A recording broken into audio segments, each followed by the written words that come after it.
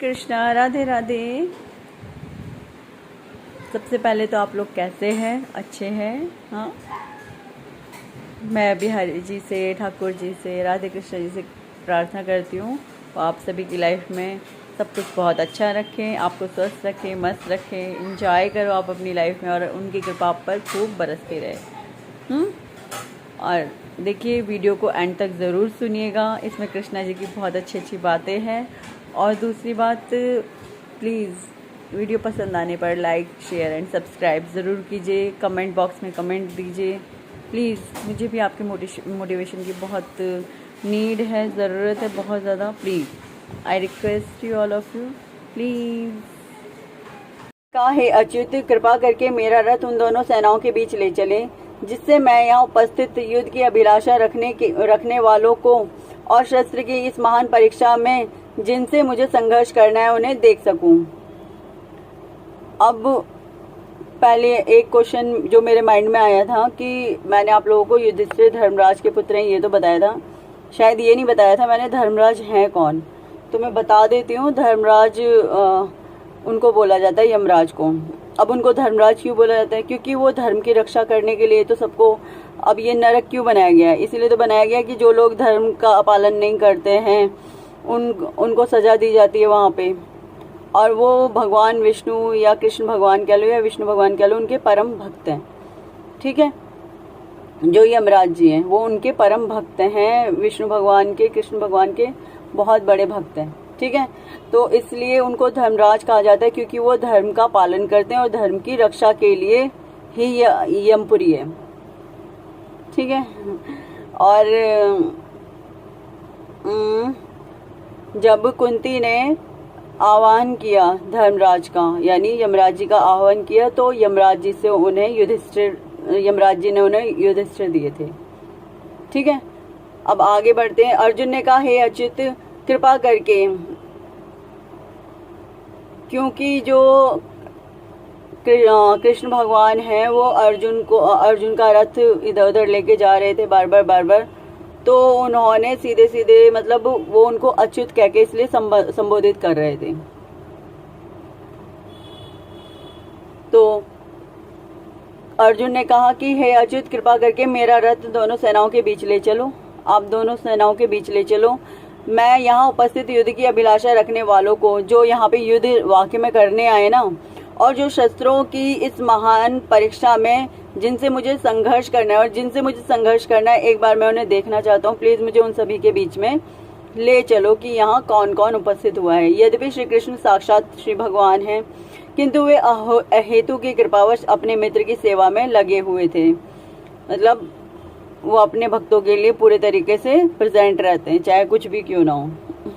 अगर उनके भक्त ने कहा है कि आप मुझे वहाँ लेके चलो, ये अब आपका कार्य है, तो वो करेंगे उस कार्य को, वो मना नहीं करेंगे। वो कहेंगे कोई बात नहीं भाई, तू मेरा भक्त है, तू मेरा भक्त नहीं, अब मैं तेरा भक्त हूँ। एक्चुअली पता है कृष्ण भगवान क्या करते हैं? जब कोई उनका भक्त बनता है ना, तो पहले तो वो पूरे तरीके से उसे देखते हैं कि हाँ ये मेरा भक्त है या नहीं है। जब देख लेते हैं कि ये वाकई में मेरा भक्त है, तब वो उसके खुद भक्त बन जाते हैं। इनकी ये आदत है, विष्णु भगवान जी कह लो, कृष्ण भगवान जी कह लो, इनकी ये आदत है कि ये अपने भक्त के ही ना स्वयं भक्त बन जाते हैं। इनकी कुछ जो खूबियां है ना, वो बहुत बहुत ज्यादा अच्छी हैं कृष्ण भगवान की, या ये कहो तो भगवान है तो ये तो इनकी तो हर खूबी ही अच्छी है। लेकिन इनकी बहुत ज्यादा अच्छी जो खूबियां मुझे लगती है, तो हर टाइम स्माइल रखना। इनसे मैंने सीखा है ये, हर टाइम स्माइल, चाहे कुछ भी क्यों ना हो, आप स्माइल रखो अपनी फेस पे, खुश रहो, कुछ भी कोई प्रॉब्लम क्यों ना हो। ऐसा थोड़ा ना दर्द मुझे नहीं होता, दर्द तो होता ही है भाई, लेकिन ठीक है, अब दर्द होता भी है तो क्या, खुश रहो। मैंने इनसे ये चीज सीखी है कि आपको खुश रहना चाहिए, चाहे कोई भी प्रॉब्लम क्यों ना हो। एक भाव में रहो, संभाव यानी एक भाव में रहो। अगर दुनिया इधर की उधर क्यों ना हो जाए, आपको इसी भाव में रहना है, आपको सीधे रहना है, बिल्कुल सिंपल, चुप, समझे? संभाव में रहो, वेट करो कोई क्या कहने वाला है क्या नहीं कहने वाला है। अगर इनका क्या था, कोई मर भी गया तो भी ये शोक नहीं करते थे। तो ये सिखाते हैं अपने भक्तों को कि तुम्हारे साथ कोई भी घटना क्यों ना हो जाए, तुम्हें शोक नहीं करना है। मैंने भी इनसे सीखा है कि कुछ भी क्यों ना हो जाए, शोक नहीं करना है, खुश रहना है। अब देखो, जब कुछ गमी की वो हो जाती है, दिल तो दुखता ही है, तब शोक तो नहीं करेंगे, लेकिन हंस भी नहीं सकते क्योंकि दिल तो दर्द होगा ही ना उस वक्त। तो हंस नहीं रहे, खुश नहीं हो रहे तो हंस भी नहीं रहे, संभाव रखे हुए हैं। अब आपको कोई लॉटरी लग गई भाई, किसी को 1 करोड़ की, 2 करोड़ की, या कोई बहुत बड़ी बात हो गई किसी के साथ, वाह बहुत बढ़िया, बहुत अच्छा हो गया, तो उसे उस कंडीशन में ऐसे नहीं उछल उछल के नाचना है, नहीं, आपको नॉर्मल रहना है। आपको उस कंडीशन में भी नॉर्मल रहना है कि ठीक है मिल गया, इट्स ओके, नहीं मिलता तो भी इट्स ओके था। रहे उसमें इतने ज्यादा खो जाओ कि आपको होश ही ना रहे। खुशी है तो खुशी के मारे पागल हो गए, गम है तो गम के मारे पागल हो गए। नहीं, आपको पागल नहीं होना है। वो सिखाते हैं कि आपको किसी भी चीज में पागल नहीं होना है, एक समान स्थिति में रहना है। कोई मिले ना मिले, कुछ मिले ना मिले, आपको शांत रहना है, चुप रहना है, अपने मन में प्रसन्न रहना है। ये सिखाते हैं अपने भक्तों को, ठीक है। दूसरी इनकी क्या खूबी है, विष्णु भगवान की या कृष्ण भगवान की दूसरी खूबी इनकी ये है कि इन्हें किसी की भी बात का बुरा नहीं लगता। एक बार एक ऋषि इनकी परीक्षा लेने लगे, तीनों की, ब्रह्मा विष्णु महेश, तो तीनों की परीक्षा लेने लगे। अब विष्णु पहले सबसे पहले गए ब्रह्मा जी के पास, तो उनको खूब उल्टा सीधा बोला, तो ब्रह्मा जी को क्रोध आ गया लास्ट में। तो फिर उन्होंने कहा आप इस परीक्षा में उत्तीर्ण नहीं हुए, फेल हो गए। फिर दोबारा गए शिव बाबा के पास। अब शिव बाबा से बोले कि खूब उल्टा सीधा बोले, आप ऐसे हो, आप वैसे हो, फलाना ठिकाना। पहले तो चुपचाप सुनते रहे शिव बाबा, फिर एंड में लास्ट में क्रोध आ गया उनको कि आप ऐसे कैसे बोल रहे हो। तो वो कह रहे क्षमा करे प्रभु, ये परीक्षा चल रही थी आपकी और आप इस परीक्षा में उत्तीर्ण नहीं हुए। चलो अब क्या हो सकता था, जब नहीं हुए उत्तीर्ण तो नहीं हुए, अब तो कुछ नहीं। तो फिर सीधे पहुंचे विष्णु भगवान के पास। उस वक्त विष्णु भगवान लक्ष्मी माता के साथ बिल्कुल मतलब उनके अंदर खोए हुए थे, बिल्कुल ऐसे दोनों एक दूसरे को ऐसे टकटकी लगा के देख रहे थे। तो खुश थे मतलब दोनों एक दूसरे के साथ, उस वक्त पे बहुत ही ज्यादा प्रेम उनके बीच में था। तो उस वक्त क्या हुआ कि आए और सीधे ना आओ देखा ना ताओ, सीधे लात मार दी उनके यहाँ वक्ष स्थल पे। कुछ नहीं, विष्णु भगवान थोड़ा सा ऐसे गिरे और जो ऋषि मुनि थे वो ऐसे गिरे। अब जब वो गिर गए तो फटाफट से उठे विष्णु भगवान और उठ करके, अरे दिखाओ आपके पैर में चोट तो नहीं लगी, मेरा तो ये वक्ष पत्थर का है, कहीं आपकी चोट तो नहीं आ गई। अब ऋषि देख के हैरान, चुप। ऋषि कहने लगे प्रभु मुझे क्षमा कर दीजिए, मैं आपकी परीक्षा लेने आया था, और अगर त्रिगुणातीत कोई है तो वो सिर्फ आप हैं। ये त्रिगुणातीत बोला जाता है, क्यों? क्योंकि ये तीनों गुणों के स्वामी हैं। कौन से गुण? कौन से गुण? बताओ बताओ बताओ, किसी को पता है कौन से गुण? हाँ, किसी को नहीं पता होगा, मैं बताती हूँ। गुण है यहाँ पे तामसिक, रासिक, सात्विक। ये सब इन गुणों, ये इन्होंने इन सभी गुणों को ऐसे कर रखा है, यानी ये इन गुणों से भी कहीं ऊपर हैं, इसलिए इन्हें त्रिगुणातीत कहा जाता है। ठीक है, और भी इनके ऐसे बहुत सारे हैं, चर्चा करेंगे किसी दिन। अभी तो देर हो रही है ना, तो मैं पहले पढ़ लेती हूँ, फिर आगे बात करते हैं। अतः उन्हें अच्युत कहकर संबोधित, यद्यपि श्री कृष्ण साक्षात श्री भगवान है, किंतु वे अहेतु की कृपावश यानी अपने मित्र की सेवा में लगे हुए हैं। उन्हें पता ही मेरा भक्त भी है, मेरा मित्र भी है, तो वो उनकी हर बात मानते हैं। अच्छा चल ठीक है, अच्छा चल ठीक है, हाँ अच्छा चल ठीक है, बहुत बढ़िया बहुत बढ़िया। वे अपने भक्तों पर स्नेह दिखाने में कभी नहीं चूकते, इसलिए अर्जुन उन्हें अच्युत कहता है। जब वो चूकते नहीं है ना किसी भी बात पे, समझे मेरी बात, वो किसी भी बात पे चूकते नहीं है, चूकते नहीं। अब कोई उनके साथ बदतमीजी कर दे तो नहीं चूकेंगे, उन्हें गुस्सा दिला दिया तो भी नहीं चूकेंगे, मतलब वो चूकते नहीं है। अंडरस्टूड? और अपने भक्तों के लिए तो वो कभी भी नहीं पीछे हटते हैं। हाँ, वो अपने भक्तों के लिए कभी पीछे नहीं हटते हैं। अगर उनके पास उनका कोई भक्त आया है ना किसी इच्छा से, तो वो उसकी इच्छा जरूर पूरी करते हैं। और दूसरी बात, लेकिन एक चीज और है, इनके जो भक्त होते हैं ना वो कुछ नहीं मांगते, जो इनके भक्त होते हैं ना, वो कुछ भी मांगना पसंद नहीं करते इनसे। कहते हैं कि हाँ हम क्यों मांगे, हमें नहीं मांगना इनसे कुछ भी। और इनके भक्त इनके भी ज़्यादा वो हो जाते हैं, फिर कहते हैं हमें मांगना ही नहीं है इनसे कुछ भी। कहते हैं हाँ, ऐसे ही करते हैं इनके भक्त। इनके भक्त जो होते हैं ना कृष्ण भगवान के, तो कहेंगे हमें नहीं मांगना ठाकुर से कुछ भी। ऐसे करते हैं इनके भक्त। क्यों नहीं मांगना? नहीं मांगना, बस इसे देना होगा ना ठाकुर को, ये खुद देगा हमें। ऐसे बोलते हैं, मतलब एक मित्र भाव आ जाता है, एक प्रेम भाव आ जाता है इतना कि जो अगर ठाकुर को देना है तो खुद ही दे देगा, हमें नहीं मांगना इससे। क्यों नहीं मांगना? क्योंकि हम बस हमें नहीं मांगना, ये हमारा मित्र है, हम क्यों मांगे, इसे खुद सोचना चाहिए, इसे क्या देना है हमें, बात खत्म। बस इनके भक्त ऐसे होते हैं इनके साथ में। एक प्रेम होता है, वो प्रेम ना ऐसे ऐसे कस के जकड़ लेता है ना कि ये अपने भक्त के भक्त हो जाते हैं उसके बाद। तो आगे बताती हूँ। मित्र की सेवा में लगे हुए थे, वे अपने भक्तों पर स्नेह दिखाने में कभी नहीं चूकते, इसलिए अर्जुन ने उन्हें अच्युत कहा है, क्योंकि वो कभी भी नहीं चूकते। सारथी रूप में उन्हें अर्जुन की आज्ञा का पालन करना था। उनको क्या करना था? अर्जुन की आज्ञा का पालन करना था सारथी रूप में। वो जैसे जैसे जहाँ जहाँ कह रहा था उनको वहाँ वहाँ लेके जाना पड़ रहा था। उन्होंने इसमें कोई संकोच नहीं किया।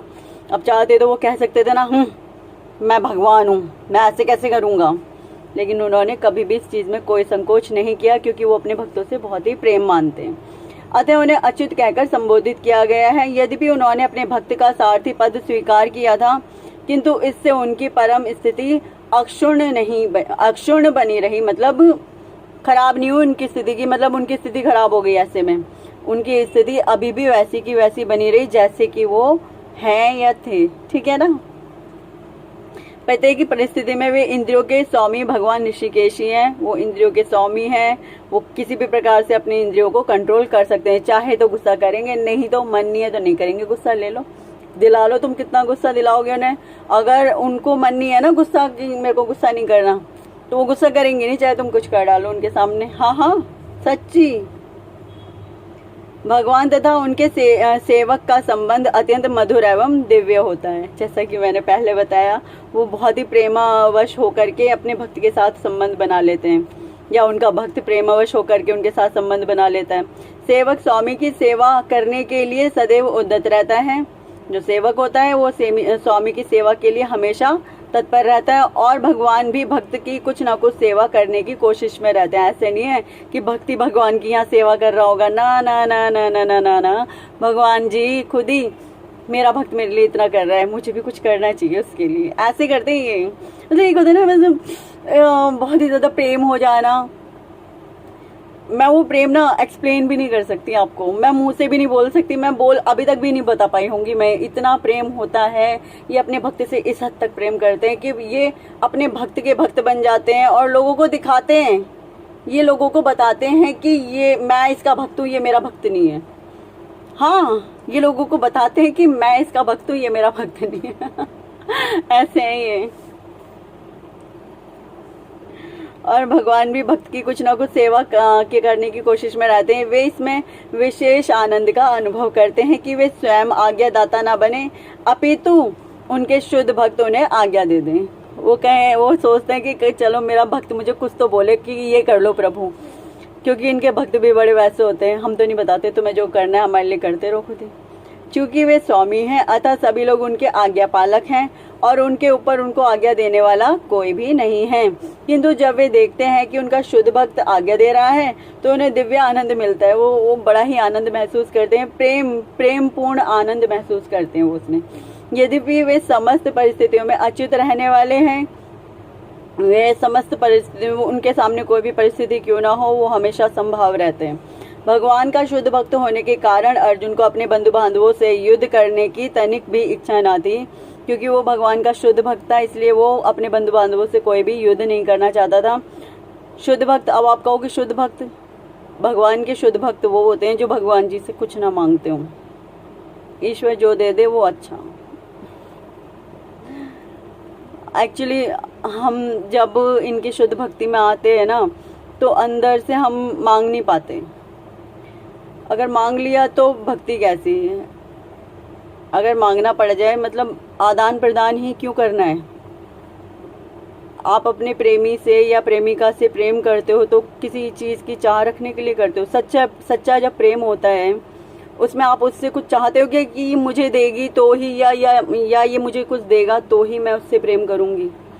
नहीं ना, प्रेम में ऐसा नहीं होता ना। प्रेम में क्या होता है, आप अपने बालक से जब प्रेम करते हो तो उस प्रेम में आप क्या ये सोचते हो कि मेरा बालक जब मुझे कुछ देगा तो ही मैं उससे प्रेम करूँगी? नहीं ना, आप कहते हो ना नहीं कुछ नहीं चाहिए, बस तू खुश रहे, हैं, ये कहते हो ना उससे, अपने बालक से। या आप अपने प्रेमी प्रेमिका से यही कहते हो ना कि आप खुश रहो, बस जिसमें आपकी खुशी उसमें मेरी खुशी। तो ऐसे ही ये कहते हैं कि इनके जो भक्त होते हैं ना, ऐसे ही कहते हैं कि जिसमें हमारे प्रभु खुश उसमें हम खुश, हमें आपसे कुछ नहीं चाहिए, बस आप हमसे खुश रहो, अपनी भक्ति देते रहो और हमें कुछ नहीं चाहिए आपसे। तो इनके जो भक्त होते हैं ना, इनके भक्त और इनके बीच में एक प्रेम की जो डोर है ना, वो इतनी मोटी होती है ना, पतली नहीं होती है, वो इस हद तक मोटी होती है ना कि जन्म जन्मांतर तक बंधी रहती है वो डोर, जन्म जन्मांतर तक।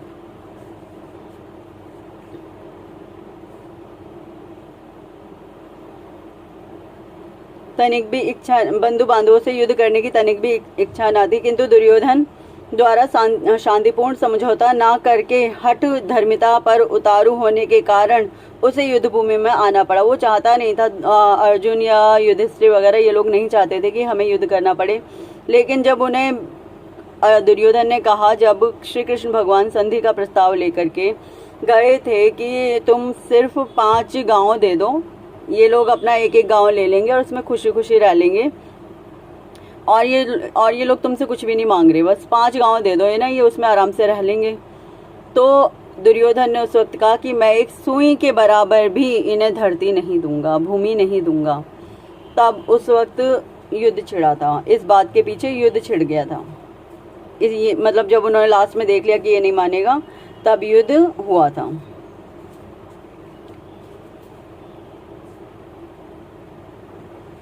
अतः वह ये जानने के लिए अत्यंत उत्सुक था कि युद्ध भूमि में कौन कौन से अग्रणी व्यक्ति उपस्थित हैं। यद्यपि युद्ध भूमि में शांति प्रयासों का कोई प्रश्न नहीं उठता, तो भी वह उन्हें फिर एक बार देखना चाह रहा था। यह देखना चाह रहा था कि वह इस अवांछित युद्ध पर किस हद तक तुले हुए हैं। वो देखना चाहता था कि क्या मेरे सभी जो बड़े बुजुर्ग हैं वो भी आए हुए हैं इस युद्ध में, उन्हें भी हमसे लड़ाई करनी है। हाँ, एक 5 गाँव तक वो हमें नहीं दे सकते और वो हमसे लड़ने आए हुए हैं सिर्फ एक इतनी छोटी सी चीज़ के लिए। तो इसीलिए इसे धर्म युद्ध कहा जाता है, क्योंकि जब अधर्म इतना बढ़ गया था तो धर्म का मान रखने के लिए, धर्म की रक्षा करने के लिए भगवान को मजबूरीवश ये युद्ध करवाना ही पड़ गया था। तब श्री कृष्ण भगवान ने मजबूरी में ये युद्ध करवाया ही था कि अगर ये युद्ध नहीं हुआ तो धर्म खत्म हो जाएगा और अधर्म वो चरम पे हो जाएगा।